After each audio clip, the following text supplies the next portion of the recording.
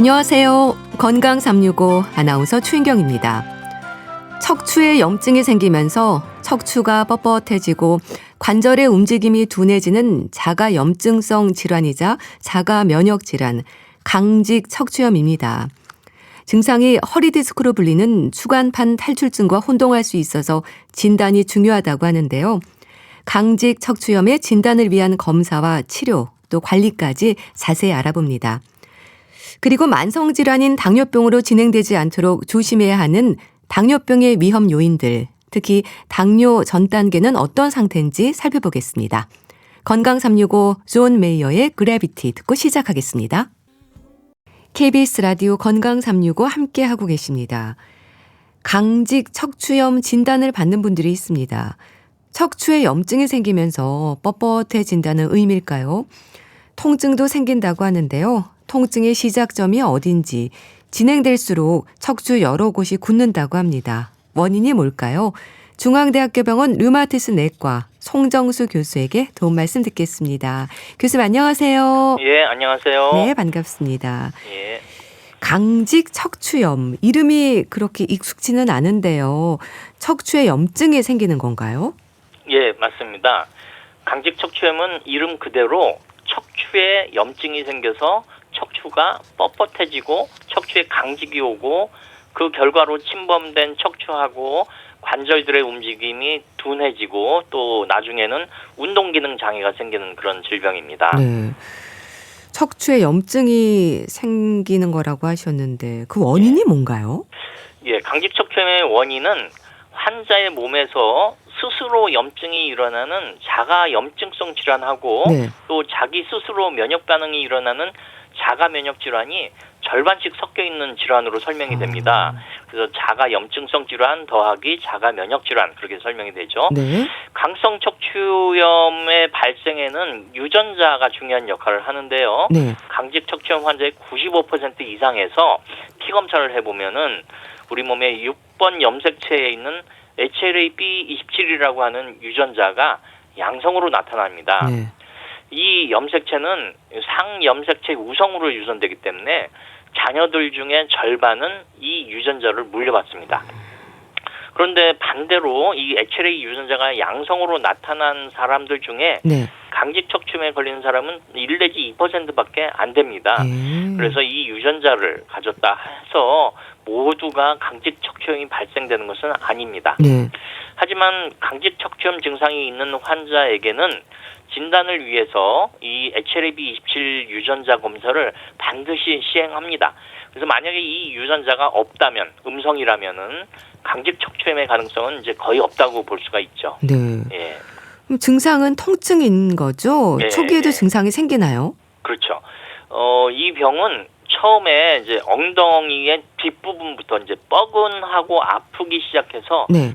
시간이 지나갈수록 점차 엉덩이에서 허리 또 등 또 그게 올라가고요. 나중에는 목에도 관절염이 생겨갖고 네. 목과 등, 허리 이렇게 척추가 전체적으로 이제 아프고 또 뻣뻣해지다가 또 진행하면은 척추의 여러 부위가 굳어져가는 질환입니다. 네. 그리고 또 이 질환이 척추만 굳어지는 게 아니라 네. 뭐 고관절이나 무릎 관절, 발목, 팔꿈치, 어깨 이런 관절에도 염증이 생기면서 강직이 생기고 또 진행이 되면은 관절이 딱딱하게 굳어지는 그런 질병입니다.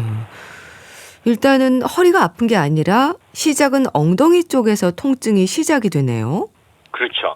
이게 허리 디스크나 허리가 삐는 증상, 요추염자라고 하죠. 네. 그런 그 증상하고는 달리 강직 척추염은 처음에 허리가 아니라 엉덩이 뒤쪽에 있는 천장골 관절, 천골하고 장골 사이에 있는 관절을 천장골 관절이라고 하는데 네. 그 천장골 관절에서부터 염증이 시작되고 통증이 시작이 됩니다. 네.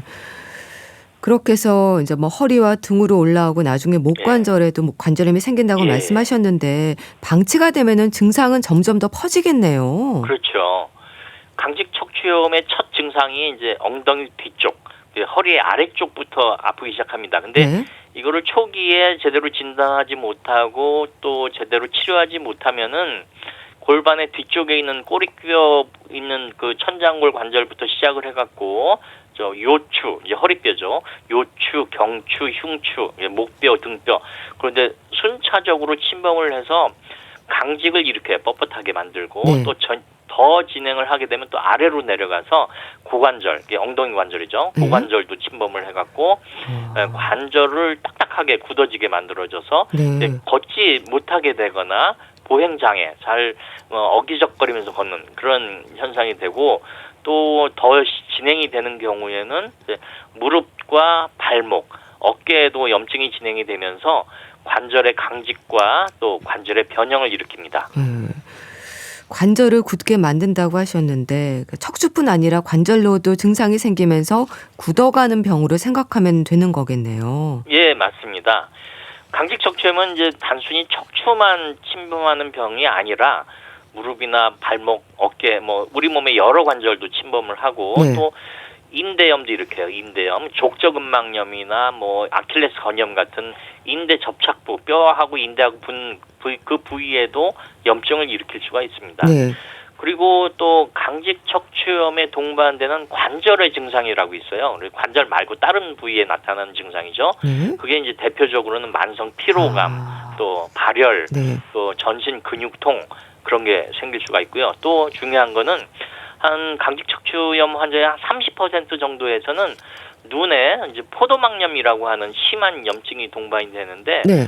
이것을 제때 치료하지 못하면은 눈에 심한 충혈이 생기고 눈이 많이 아프게 되고 또 진행하게 되면은 실명이 될 수도 있기 때문에 강직 척추염 환자에게는 항상 눈이 괜찮은지 그런 것도 확인을 해야 됩니다. 네. 그리고 또 대장에는 염증성 장염을 일으키고 피부에는 건선을 일으키고 또 뼈에는 골다공증을 일으키고 또 콩팥에는 만성 콩팥병 이런 것들도 같이 일어날 수가 있어요. 그래서 이렇게 다양한 전신 증상이 강직 척추염에 동반되어 생길 수가 있습니다. 네.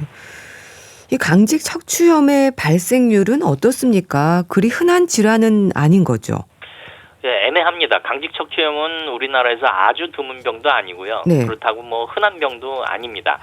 통계를 보면은 우리나라 인구의 약 0.2%에서 발병한다고 알려져 있어요. 네. 그러니까 우리나라 인구가 한 4,700만 명 정도라고 그렇게 보면은 약 19만 명의 환자가 강직 척추염 환자가 우리나라에 있다고 그렇게 볼 수가 있죠. 네.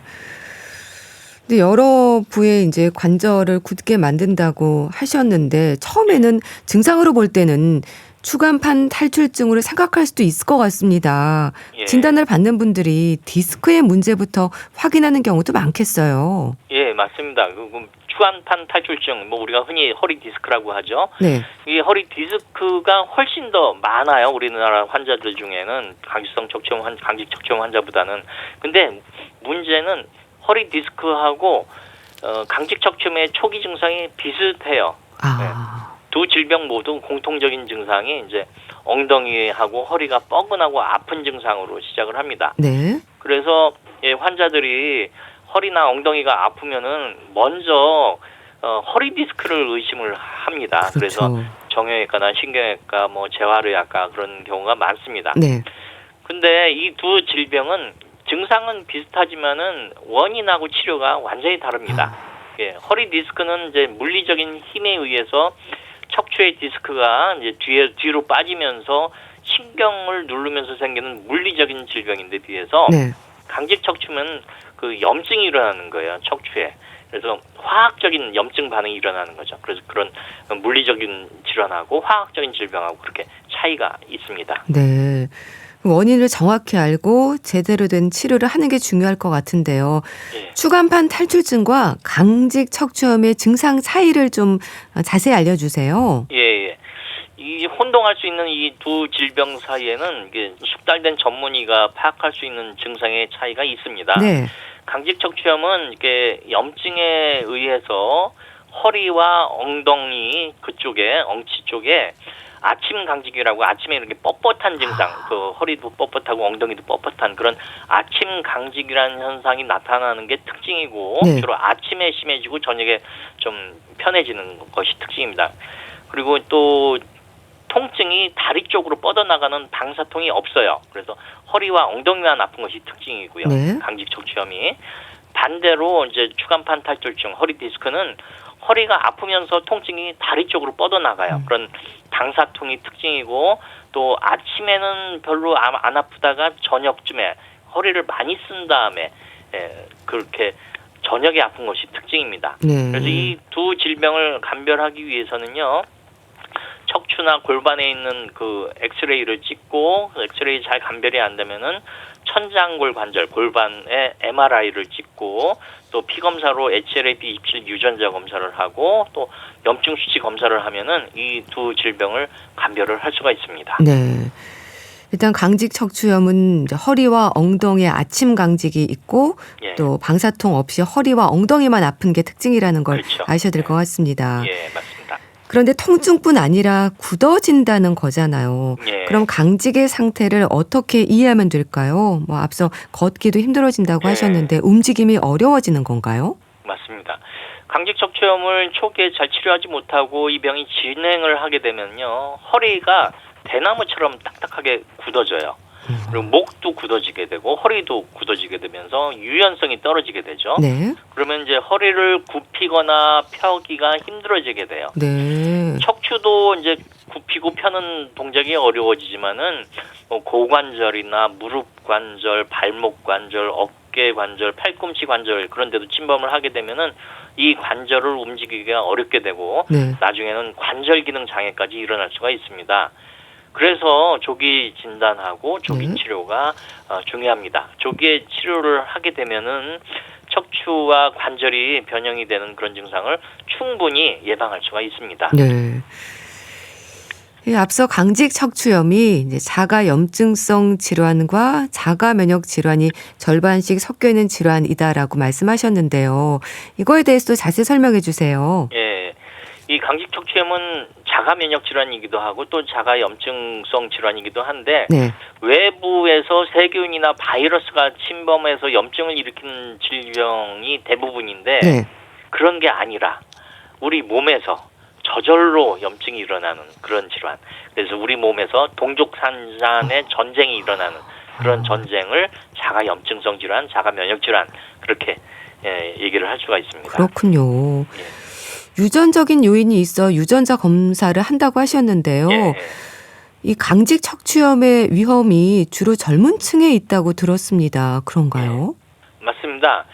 유전적인 요인이 확실히 있고요. 그래서 이 강직 척추염이 의심이 되면은 가족력을 반드시 물어봅니다. 가족 네. 중에 강직 척추염이 있어 진단을 받은 분이 있으시거나 아니면은 허리가 많이 아파서 고생하신 분이 있는지 네. 그런 거에 대해서 물어봅니다. 그래서 강직 척추염 환자에서 95% 이상에서는 이제 피검사에서 그 유전자 HLA-B27 유전자가 양성으로 나타나는데 네. 부모님 중에 강직성 척추염 환자가 있다 그러면은 자녀들이 강직 척추염을 앓을 확률이 한 10%나 돼요. 굉장히 좀 높죠. 그렇네요. 예. 그래서 강직 척추염은 유전적인 요인이 확실히 있고요. 네. 또 젊은 나이에 많이 생깁니다. 그래서 10대 후반, 20대 초반, 또 군대 가 있을 때 진단되는 분들이 많고 네. 40대 이후에는 생기지가 않고요. 아, 30대 초반에도 아주 드물게 나타나는데 주로 이제 10대 후반, 20대 초반에 많이 발생합니다. 네. 그렇게 10대 후반, 20대 초반에 많이 발생한다면 성장에도 영향을 줄까요? 예, 맞습니다. 한참 성장기에 있는 그 초등학생이나 중학생에게도 이 강직 척추염이 생길 수 있는데 이를 소아 강직 척추염이라고 이렇게 부릅니다. 네. 이런 경우에는 관절에 염증이 심하게 일어나기 때문에 키도 잘 자라지 않을 수가 있고 또 네. 제대로 치료하지 않으면은 어린 나이에 관절 기능 장애를 일으켜갖고 어린 나이에 장애인이 될 수도 있기 때문에 초기에 잘 진단해서 초기부터 적극적으로 치료를 해야 성장에 영향을 끼치지 않습니다. 네. 그럼 잘 치료받는 거, 치료가 중요할 것 같은데요. 예, 약물 치료인가요? 염증을 일단 줄여야 될 것 같은데요. 예, 맞습니다. 질병의 초기부터 약물로 치료를 시작을 합니다. 네. 보통 이제 비스테로이드 소염제, 우리가 흔히 얘기하는 소염 진통제, 비스테로이드 소염제하고 항류마티스 약제 그 두 가지를 초기부터 이렇게 잘 사용을 하면은 이 강직 척추염에 의한 염증을 줄이거나 또 염증을 완전히 제거를 하면은 엉덩이 통증, 허리 통증을 완전히 가라앉힐 수가 있고요. 질병이 진행되는 것도 막을 수가 있습니다. 강직 척추염도 평생 치료가 필요한 부분일까요? 예, 맞습니다. 그렇군요. 예, 강직 척추염은 뭐 고혈압이나 당뇨병, 뭐 류마티스 관절염처럼 이렇게 완치되는 병이 아니라 네. 평생 관리하는 질병입니다. 고혈압은 평생 혈압을 관리하는 질병이고 네. 당뇨병은 평생 혈당을 관리하는 질병이라면 강직 척추염은 평생 염증을 관리하고 치료하는 그런 질병입니다. 네. 평생 염증을 관리하고 치료하는 질병이라면 치료제에 대한 궁금증도 많으실 것 같습니다.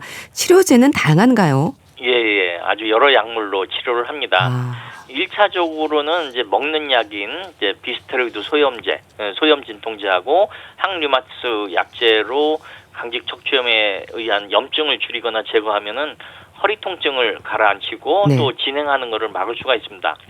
그렇지만은 1차 치료제인 이 소염제하고 항류마티스 약제만으로 치료가 되지 않는 경우가 한 30% 정도 돼요. 네. 그래서 그런 환자들에게는 이제 주사로 치료하는 생물학적 제제라고 하는 새로운 약물 치료, 2차 치료죠. 2차 치료를 시도해 볼 수가 있습니다. 그 말씀 주신 먹는 약과 주사 치료는 어떤 차이가 있는 건가요? 예, 먹는 약은 1차 치료제이고 이거는 이미 1960년대부터 강직성 척추염 치료에 사용되던 그런 고전적인 약물이에요. 네. 뭐 나프록센, 이부프로펜, 뭐 그런 멜록시캄, 셀레콕십 이런 흔히 사용되는 소염제이고 또 항류마티스 약제는 뭐 설파살라진이나 메토트렉세이트 같은 일종의 면역 억제제입니다. 그래서 이 두 가지 네. 1차 치료제 한 70%의 환자는 잘 치료가 되는데 30% 정도는 잘 치료가 되지 않아요. 그래서 이런 경우에는 2차 치료제인 주사로 사용하는 그런 생물학적 제제를 사용을 합니다. 네. 그래서 우리나라 보험에서도 1차 치료제인 그 비스테로이드 소염제하고 항류마티스 약제를 두 가지 이상을 3개월 이상 사용했는데도 염증과 통증이 조절되지 않는다면은 그다음엔 결핵 반응 검사를 하고 이게 생물학적 제제가 결핵을 일으킬 경우 잠복 결핵 환자가 결핵이 나는 경우가 종종 있기 때문에 네. 결핵 반응 검사를 먼저 실시하고 결핵 검사가 음성인 경우에 이 생물학 제제를 사용을 할 수가 있습니다. 네. 주사 치료인 생물학적 제제는 1차 약물 치료에 반응하지 않을 때 쓰이는 거네요. 예, 맞습니다. 효과에 대해서는 어떻게 얘기가 될까요? 예, 효과는 뭐 아주 좋습니다. 아, 그 그렇군요. 생물학적 제제라고 하는 것은 이제 피하 주사나 정맥 주사로 이제 놔줄 수가 있는데요. 네. 이건 2000년대 초반에 개발된 아주 획기적인 약물입니다. 그래서 이 약물이 나오기 전에는 뭐 항류마티스 약제나 비스테로이드 소염제를 했는데 이 약제로 뭐 잘 치료가 되지 않는 사람이 많아갖고 이 병이 진행되는 것을 막지 못했어요. 한 30% 환자들이 많이 병이 진행이 돼서 고통으로 막 힘들어했는데 네. 이 새로운 종류의 약물이 사용되고 나서는 아주 획기적인 항염 효과 때문에 이게 병이 진행되는 거를 막고 또 척추 변형도 예방할 수가 있고 네. 또 통증도 예방하고 또 삶의 질도 향상시킬 수 있게 되었어요. 네. 참 효과가 좋다고 하셨는데요. 그럼 치료를 통해 좀 기대하는 부분은 뭔가요? 통증 완화만은 아닐 텐데요. 예, 맞습니다. 치료를 하게 되면 일단 안 아파져요. 네. 통증이 호전이 됩니다. 그렇게 안 아프게 되면은 또 활동을 자유롭게 할 수 있게 되죠. 자기가 원하는 곳에 그렇죠. 다닐 수가 있고 또 운동도 할 수가 있게 되고 네. 그런데 또 증상이 좋아졌다고 자의로 치료를 중단하게 되면 또 다시 염증과 통증이 재발을 하게 돼요. 네. 그래서 환자들이 또 일상생활이 힘들어지게 되고 또 학교 생활이나 직장 생활이 힘들어지게 됩니다. 그래서 치료를 잘 하면은 완치가 된다기보다는 통증을 없애고 관절 기능을 유지하고 또 통증이 재발하는 것을 예방하는 효과를 기대할 수가 있고요. 네. 또 궁극적으로는 삶의 질을 향상시킬 수 있는 것을 기대할 수가 있습니다. 네.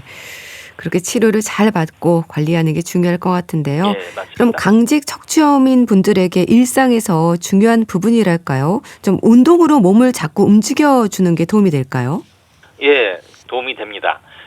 강직 척추염 환자는 이제 능동적인 운동이든 또 수동적인 운동이든 운동을 해야 관절이 더 굳어지지 않게 돼요. 또 네. 운동을 해야지 그 근육을 통해서 피도 잘 통하게 되고, 운동 중에는 이제 수영이 가장 좋은 운동이에요. 그게 허리도 많이 사용을 하고 근육을 많이 사용하고 전신을 다 사용하니까 수영이 제일 좋은 운동인데, 네.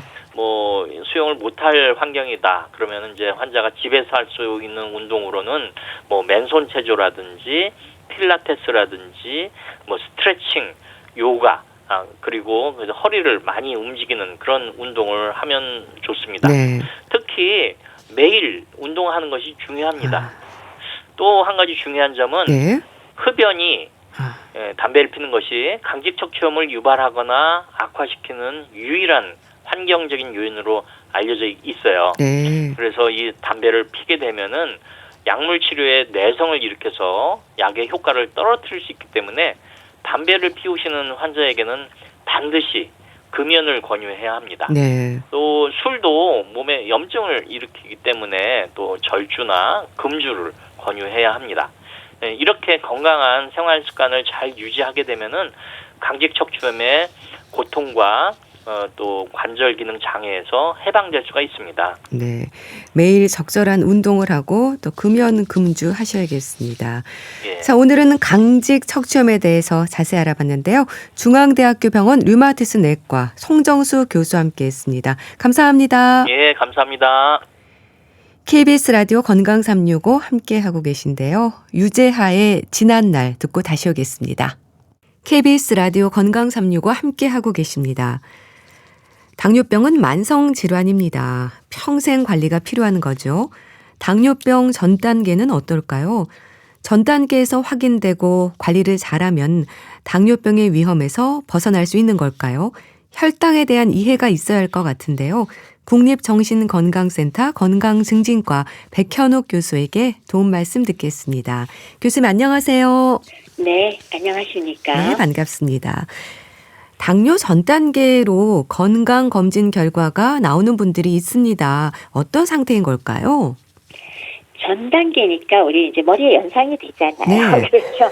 아직 당뇨는 아니구나. 근데 뭔가 정상은 아니구나. 이게 정확한 거죠. 네. 혈당 수치가 정상보다는 높지만 아직까지 당뇨병이라고 해서 적극적으로 약물 치료할 정도는 아니다라는 것을 저희가 당뇨 전 단계라고 부르고 있습니다. 네. 그런데 당뇨 전 단계부터 이미 당뇨병으로 인식해야 한다는 말도 있던데요. 어떨까요? 당뇨 전 단계라고 하더라도 관리를 제대로 아주 실천을 하고 있지 않다면 대체로 5년 내 절반 이상이 실제 당뇨병으로 진행할 가능성이 높거든요. 그렇지만은 꾸준하게 운동을 하고 식단 조절을 하고 체중을 감량을 한다면 네. 이 위험도를 50, 58%까지도 줄일 수가 있다고 합니다. 그래서 그런 면에서 당뇨병으로 인식을 하고 나의 생활 습관이나 여러 가지 조정하는 것들을 네. 열심히 하라는 뜻으로 당뇨병처럼 인식하고 관리를 하라는 뜻이 되겠습니다. 네. 근데 혈당 수치가 이제 정상 수치보다 높을 때 당뇨 전 단계로 본다고 하셨는데 당뇨 전 단계와 당뇨병의 기준은 혈당인가요? 네, 혈당이 제일 중요하고요. 네. 그다음에 또 하나는 요새 많이 사용하고 있는 당화혈색소. 이 두 가지로 기준을 삼긴 하거든요. 네. 그래서 당뇨 전 단계는 정상 공복 혈당이 보통 100 미만이잖아요. 네. 근데 바로 100부터 당뇨병의 경우는 공복 혈당이 126 이상이 되면 당뇨병이라고 하거든요. 네. 딱 그 중간 잡아야죠. 100에서 125 사이. 네. 그다음에 두 번째는 당화혈색소라고 하는 거는 네. 3개월간의 혈당 상태가 평균적인 상태로 나쁘냐 좋으냐를 보는 거잖아요. 그게 정상은 5.7 미만이고요. 네. 그다음에 당뇨병의 경우는 6.5 이상이거든요. 그러니까 역시 중간을 잡아야죠. 네. 당뇨 전 단계의 당화혈색소는 5.7부터 6.4다. 그래서 네. 이게 기준이 되겠습니다. 네. 혈당과 당화혈색소 수치를 얘기를 해주셨는데 그런데 국민병으로 불릴 만큼 흔한 질환이 당뇨병이지 않습니까? 그럼에도 자신의 혈당을 모르고 지내는 분들이 많지 않나요? 그렇습니다.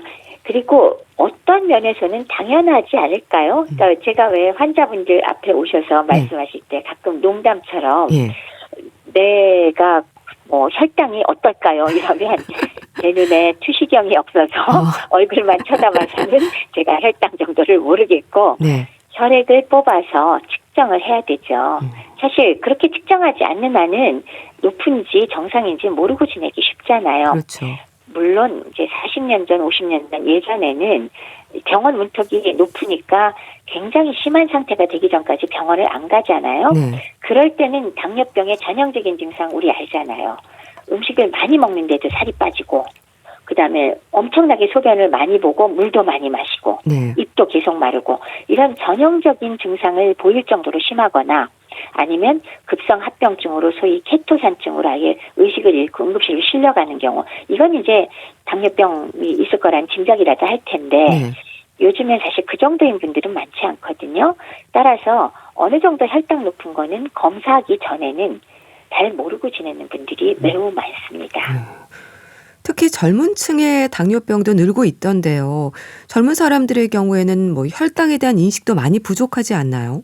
그렇죠. 내 나이에 당뇨병이라냐고 뭐 그러니까요. 믿기가 쉽지가 않죠. 네. 그리고 아주 어릴 때 생기는 그런 제1형 당뇨병이 아니고 2형은 원래 나이가 드시면 많이 걸리잖아요. 그래서 내 거 아니다라고 생각하는 20대, 30대 그런 경우가 많을 텐데 최근에 그 당뇨병 학회지에 실린 걸 보면은 네. 19세에서 39세 사이 그러니까 20대, 30대인데 이제 19세까지 포함했죠. 그게 2형 당뇨병 유병률이 2010년에서 2020년 10년 사이에 세상에 2배로 증가했다고 합니다. 그렇군요. 그래서 아마도 그게 이제 많이 증가한 이유가 비만이 하나가 있을 수 있고요. 네. 또 하나는 식사 습관 중에 특히나 탄산음료나 과자나 이런 가공식품 섭취 증가 이런 것들이 상당히 큰 원인이 될 거라고 생각하는데 특히나 이 가공식품에는 설탕이 아닌 액상과당이 대부분 첨가가 돼 있잖아요. 네. 그게 특히나 장을 많이 올리거든요. 그래서 그런 면에서 많이 증가하고 있는데 네. 짐작이 가시겠지만 젊은 나이에 당뇨병을 진단받으면 나이 들어서 걸린 것보다 문제가 좀 더 많을 것 같지 않나요? 왜냐하면 고혈당 상태에 노출되는 기간이 훨씬 길어지잖아요. 그렇죠. 그렇죠. 그리고 네. 합병증도 훨씬 젊은 나이에 나오겠죠. 네. 그런 면에서 이 젊은 나이에 많이 늘어난다는 것도 문제가 크고 빨리 찾아서 조정이 필요한 것도 우리가 정말 사회적으로 집중을 해야 될 문제라고 생각을 합니다. 네. 그 앞서 당뇨 전 단계와 당뇨병의 기준 이제 혈당과 당화혈색소를 본다고 하셨는데요. 공복 혈당과 식후 혈당 그리고 당화혈색소에 대한 설명을 좀 해주시면 좋겠어요. 공복 혈당은 이미 말씀드렸듯이 100보다 미만이면 정상, 네. 126 이상이면 당뇨병. 그래서 그 중간은 전당뇨라고 얘기할 수 있겠죠. 네. 그리고 당화혈색소는 5.7 미만이면 정상, 6.5 이상이면 당뇨병, 중간은 당뇨병 전 단계. 네. 근데 이게 이제 식후 혈당도 말씀을 하시니까요. 네. 보통 경구 포도당 내성 검사를 해서 이제 식후 2시간 혈당을 많이 측정을 하거든요. 그럴 때 혈당 농도가 140에서 199 사이면은 이런 경우에 내당능 장애가 있다고 이것도 역시 당뇨병 전 단계로 저희가 보고 있고요. 네. 정상인은 식후 2시간이 140 미만 그리고 당뇨병은 200 이상이라고 하지만 약간 이 식후 2시간은 조금 이제 오락가락하는 면이 있으니까요. 네. 그래도 그 중간 단계는 내당능 장애 즉 당뇨병 전 단계로 보고 있습니다. 네. 요즘 혈당 스파이크 얘기를 좀 많이 합니다. 흔히 말하는 혈당 스파이크가 뭔가요? 이게 의학 용어는 아닌 거죠? 의학 용어가 아니죠. 그래도 또 이 말이 굉장히 파급력이 있더라고요. 네. 이게 좀 직관적이기도 하고 이거 말되네 싶은 생각은 들어요. 일반인하고 얘기하기 참 좋은 말인 것 같아요. 그래서 식사 후에 그러니까 평소에 혈당이 정상이건 아니건 혈당이 식사 후에 굉장히 급격히 높이 솟았다가 축 떨어지는 거를 혈당 스파이크라고 표현을 하고요. 네. 실제 혈당 그래프를 그려놓으면 완전히 스파이크처럼 딱 뾰족하게 치잖아요. 네. 그래서 혈당 스파이크라고 부르는데 정말 직관적으로 이름 잘 붙였어요. 그래서 네. 이 경우에 보통 이제 그 의학적인 용어는 아니지만도 일반적으로는 먹지 않았을 때 공복 혈당과 식후 1시간 이내에 혈당이 최고치로 올라갈 때가 많거든요. 그중에 가장 최고치로 올라가는 혈당 사이에 그 간격이 50 이상 차이가 날 때 혈당 스파이크가 있다고 표현을 합니다. 그래서 사실 50 이상 차이 나는 게 웬만하면 50 이상 차이 날 수 있는 가능성이 꽤 있거든요. 아주 건강한 사람 아니거나 네. 식사 습관이 매우 좋지 않으면. 근데 어쨌건 이걸 혈당 스파이크라고 일단 말은 하고요. 네. 이거의 문제점은 혈당이 급격하게 오르면 췌장에서 나오는 인슐린도 깜짝 놀라서 많이 분비가 돼요. 그렇겠네요. 그렇죠. 그래갖고 그 높아진 혈당을 빨리 처리를 해서 간을 통해 갖고 지방으로 말하자면 빨리 네. 그 저장을 하는. 근데 그렇게 인슐린이 높은 상태가 오래 끌고 있고 또 혈청에서 고혈당 상태가 오래 끌고 있을수록 네. 혈관벽이 손상을 많이 받거든요. 네. 그래서 우리가 알고 있는 왜 비만과 당뇨와 연관되는 각종 합병증 있죠. 네. 그게 바로 혈관 합병증이잖아요. 네. 신장 혈관 합병증, 심근경색증, 협심증, 뇌혈관 합병증, 중풍 뭐 이런 것들 있죠. 네. 그런 합병증을 많이 일으키는 원인 중에 하나가 될 것이고, 그다음에 이 혈당 스파이크로 인한 증상이 뭐냐 그러면 급격하게 나온 인슐린이 빨리 저혈당을 빠뜨리는 것 때문에 네. 밥 먹고 나서 식곤증이 심한 거, 아, 그리고 집중력이 팍팍 떨어지는 거, 네. 그다음에 갈증이 막 나다가 그다음에 다음 순간 허기가 엄청 심한 거, 네. 이런 것들이 증상으로 나올 수 있어요. 그래서 이걸 막는 방법은 혈당을 갑자기 올리는 음식을 가급적 피하면 좋겠죠. 네. 그래서 정제된 당과 인공감미료가 많이 들어있는 음식을 피한다라고 얘기를 하는데, 네. 저는 그 점에서 네. 젊은 사람들이 혈당 스파이크라고 얘기하는 거에서 굉장히 긍정적인 측면을 제가 보게 되는 것 같아요. 네. 나쁜 음식 피하게 되잖아요. 그렇네요. 그렇죠. 네.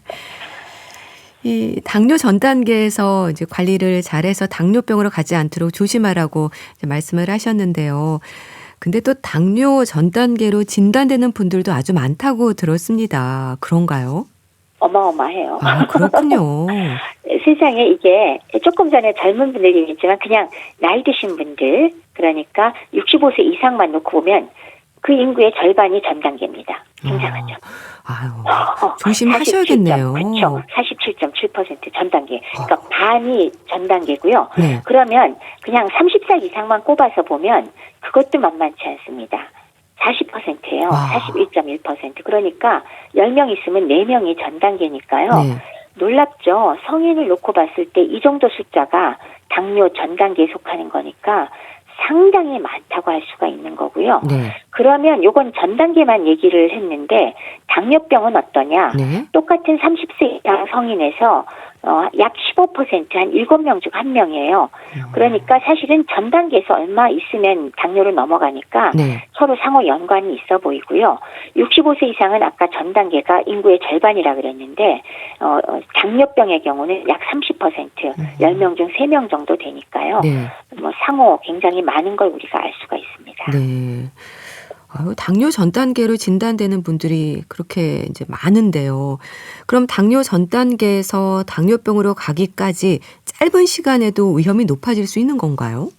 그렇죠. 없는 사람보다 당연히 당뇨를 갈 확률이 매우 높다. 그래서 한 3년 좀 넘으면 벌써 4분의 1 정도가 넘어간다라고도 얘기를 하고 있기도 하고요. 네. 5년 정도면은 거의 절반까지도 실제 당뇨병으로 진행된다는 보고도 있고요. 그래서 대략 3 내지 5년 사이에 적어도 전 단계 환자의 4분의 1, 4명 중 1명 내지는 2명 중 1명이 당뇨병으로 간다고 보고요. 네. 그중에서 한 70% 정도는 평생 당뇨병으로 결국 진행한다라고 얘기를 하고 있습니다. 네. 그런데 이제 열심히 습관을 바꾸고 뭐 식단을 조절하고 체중 감량하고 운동을 하게 되면은 위험도를 줄이는 확률이 적어도 30%에서 60%까지도 줄일 수 있다고 하니까요. 네. 전 단계 상태에서 굉장히 관리를 열심히 하시면 평생 건강 유지하는 좋은 방법이 될 수가 있습니다. 네. 식단을 바꾸고 운동하고 체중 관리하고 이렇다면 좀 나아지지 않을까 이런 말씀하셨는데 당뇨 전 단계라는 진단을 받았을 때 그럼 가장 먼저 돌아봐야 하는 게 아무래도 생활 습관이겠네요. 그렇죠. 맨날 하는 얘기들이 항상 겹치기로 나와서 저는 좀 민망하기도 하지만 네, 첫 번째 네. 식사. 정제된 탄수화물 줄이라고 말씀드렸고요. 그러면서 가공식품 각적 피하는 게 좋겠고 그다음에 더해서 섬유소 많이 드시면 역시 혈당을 낮추는 게 도움이 되거든요. 그다음에 두 번째 운동. 우리 제가 맨날 하는 소리 있잖아요. 주 150분 이상, 즉 매일 30분 이상 유산소 운동 꼭 하시는 거 말씀드리고요. 중간 정도 이상의 강도, 땀이 촉촉하게 날 정도나 약간 숨가쁜 정도 운동 필요하다. 네. 세 번째는 잠을 잘 자야 돼요. 아. 충분히 규칙적으로 자야 되고요. 네. 스트레스 관리 잘 하셔야 돼요. 그렇네요. 그리고 또 더한다면 내가 전 단계라는 그 얘기를 들었으면 네. 주기적으로 당을 체크를 해봐야 알겠죠. 아. 좋은지 나쁜지. 그리고 기본적으로는 체중을 네. 조금 감량하는 쪽으로 노력하는 것이 도움이 된다. 이 정도는 꼭 돌아보시면 좋겠습니다. 네. 그렇게 생활 습관 관리를 해야 되는 거고요. 그럼 당뇨 전 단계에서부터 약 처방이 내려지는 건 아니죠? 대부분은 지금 말씀드렸듯이 식사, 그리고 운동, 그리고 여러 가지 생활 습관 조정으로 조절이 가능합니다. 따라서 약 복용은 보통 권장되지 않습니다. 네. 그렇지만 상황에 따라서 의사 처방이 일부 필요할 수도 있지만 대부분은 권장하지 않고 있고요. 이 시기는 가장 중요한 거 다시 한번 강조. 생활 습관을 바꿔야 될 결정적 시기다라는 겁니다. 네. 그럼 당뇨 전 단계로 진단된 분들 걱정들 하실 겁니다. 생활 습관을 바꿔라 이 얘기 많이 하실 것 같긴 한데요. 의료진은 어떤 조언을 하시나요? 굳이 이제 아까도 제가 크게 말씀은 다 드렸지만 네. 10가지를 또 예쁘게 정리한 게 있어서 한 번 더 말씀을 드린다면은 네. 일단 전 단계의 경우는요. 규칙적으로 혈당 검사를 꼭 하십시오. 아무리 못해도 주 한두 번 정도는 체크를 하실 필요가 있습니다. 네. 공복 혈당과 식후 혈당을 주 한두 번 정도는 꼭 체크하시고요. 두 번째는 균형 잡힌 식단을 잡수시는데 정제된 당은 피하면서 가급적이면 흰쌀보다는 현미, 그다음에 섬유소가 많은 채소, 그다음에 적절한 단백질 중심의 식사로 혈당이 마구마구 변하는 걸 막아줘야 됩니다. 네. 세 번째는 가공식품, 특히나 단순당이 많이 들어있어서 그 과당이 많이 들어있다고 했지 않습니까? 네. 그런 것들은 피하는 게 좋겠고요. 네. 네 번째는 주 150분, 즉 하루에 30분 이상 중간 정도의 유산소 운동, 그래서 걷기나 자전거, 요가 등 하시면 좋겠고요. 다섯 번째는 이런 노력을 통해서 과체중이라면 체중의 5 내지 10% 감량을 좀 목표로 삼아서 노력을 좀 하시라는 거고요. 네. 여섯 번째는 잠 충분히 주무시고요. 적어도 7시간 주무시는 게 좋습니다. 네. 그다음에 일곱 번째는 스트레스 관리하셔야죠. 네. 그래서 스스로 알아서 뭐 줄이기도 하지만 명상이나 호흡 훈련이나 혹은 취미 활동 같은 거 하시면 좋겠고 네. 여덟 번째는 정기적으로 병원에 가셔서 3개월마다 당화혈색소 검사 추천하고 있고요. 네. 아홉 번째는 흡연, 음주가 역시 당뇨를 악화시키고 인슐린 저항성을 나쁘게 만들거든요. 네. 금연과 금주하시고요.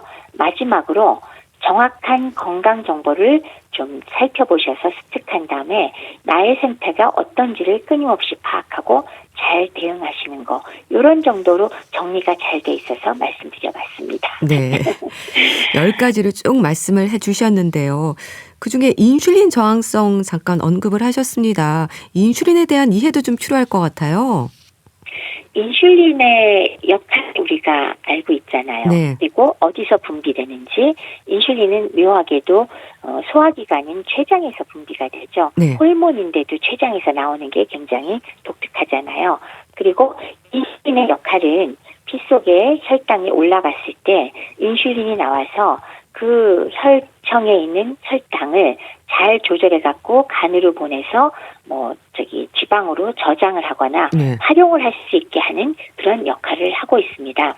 그래서 인슐린이 잘 조정을 해야지만 혈당의 수치는 항상 일정하게 우리 몸에서 유지가 되는데 네. 만약 인슐린이 모자라거나 분비되지 않거나 인슐린이 분비가 되더라도 각 세포에서 인슐린의 저항성이라고 해서 제대로 각 세포에 작용을 못하면 즉 신호가 전달되지 않으면 혈당 조절이 되지 않겠죠. 네. 높은 상태 그대로 있겠죠. 그렇겠네요. 그래서 바로 인슐린이 혈당 내에 높기는 하나 일을 잘 못하고 혈당도 높아지고 인슐린 농도도 높아지는 것이 오래 끌게 될 때 네. 이게 인슐린 저항성에 의한 문제가 생기는 게 바로 혈관 합병증을 유발하는 게 되겠습니다. 네. 그래서 심혈관 질환, 뇌혈관 질환, 발병 합병증 많이 생기고요.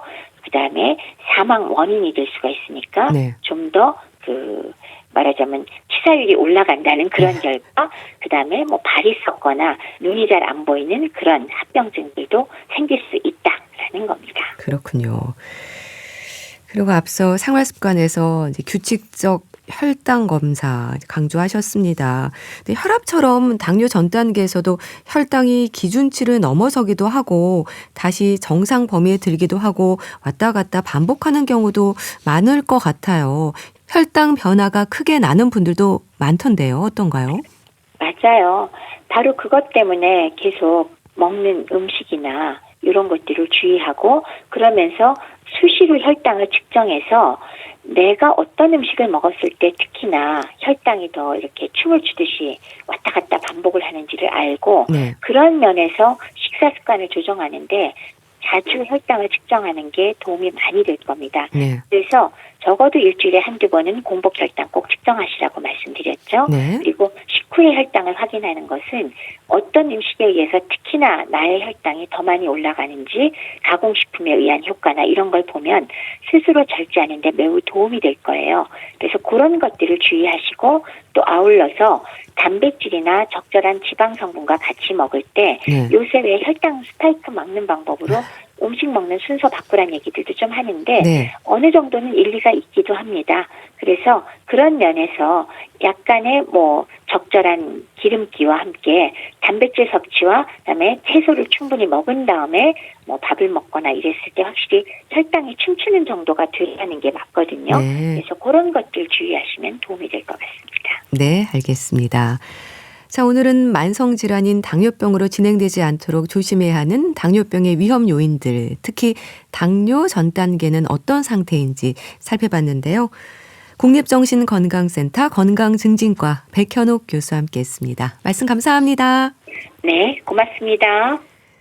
크랜베리스의 Dreams 보내드리면서 인사드릴게요. 건강365 아나운서 최인경이었습니다. 고맙습니다.